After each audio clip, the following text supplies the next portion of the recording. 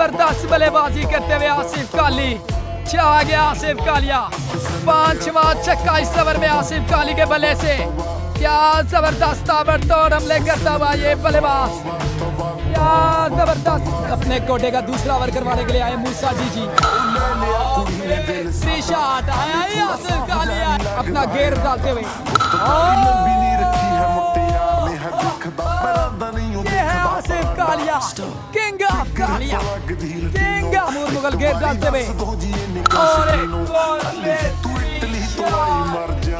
Oh my god, ये plus कर दे यार, आज 250 प्लस करना आप सबने।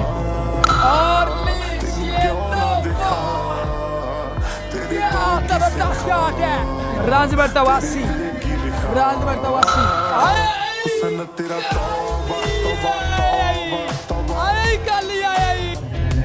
Last ball, last ball.